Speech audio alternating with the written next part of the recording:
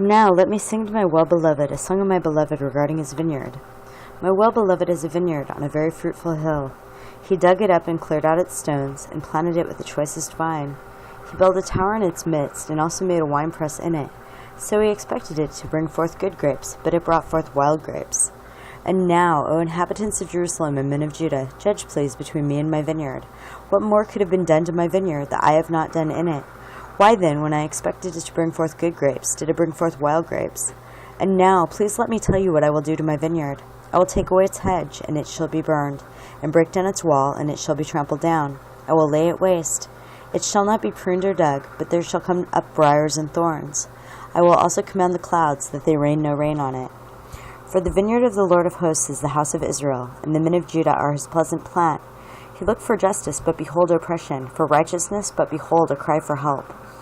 Woe to those who join house to house. They add field to field, till there is no place, where they may dwell alone in the midst of the land. In my hearing the Lord of hosts said, Truly many houses shall be desolate, great and beautiful ones without inhabitant. For 10 acres of vineyard shall yield 1 bath, and a homer of seed shall yield 1 ephah. Woe to those who rise early in the morning, that they may follow intoxicating drink, who continue until night till wine inflames them. The harp and the strings, the tambourine and flute and wine are in their feasts, but they do not regard the work of the Lord, nor consider the operation of his hands. Therefore my people have gone into captivity, because they have no knowledge.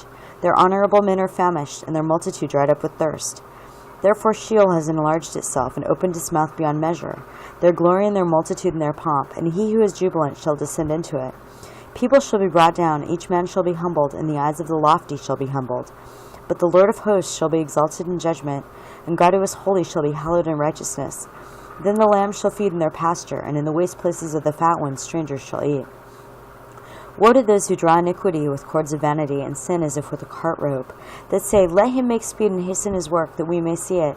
And let the counsel of the Holy One of Israel draw near and come, that we may know it. Woe to those who call evil good and good evil, who put darkness for light and light for darkness, who put bitter for sweet and sweet for bitter. Woe to those who are wise in their own eyes and prudent in their own sight. Woe to men mighty at drinking wine. Woe to men valiant for mixing intoxicating drink, who justify the wicked for a bribe, and take away justice from the righteous man.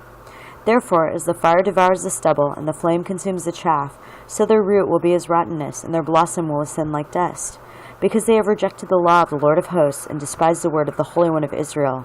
Therefore the anger of the Lord is aroused against his people. He has stretched out his hand against them and stricken them, and the hills trembled. Their carcasses were as refuse in the midst of the streets. For all this his anger is not turned away, but his hand is stretched out still. He will lift up a banner to the nations from afar, and will whistle to them from the end of the earth. Surely they shall come with speed swiftly. No one will be weary or stumble among them. No one will slumber or sleep, nor will the belt on their loins be loosed, nor the strap of their sandals be broken, whose arrows are sharp and all their bows bent. Their horses' hooves will seem like flint, and their wheels like a whirlwind. Their roaring will be like a lion. They will roar like young lions. Yes, they will roar and lay hold of the prey. They will carry it away safely, and no one will deliver. In that day they will roar against them like the roaring of the sea. And if one looks to the land, behold, darkness and sorrow, and the light is darkened by the clouds.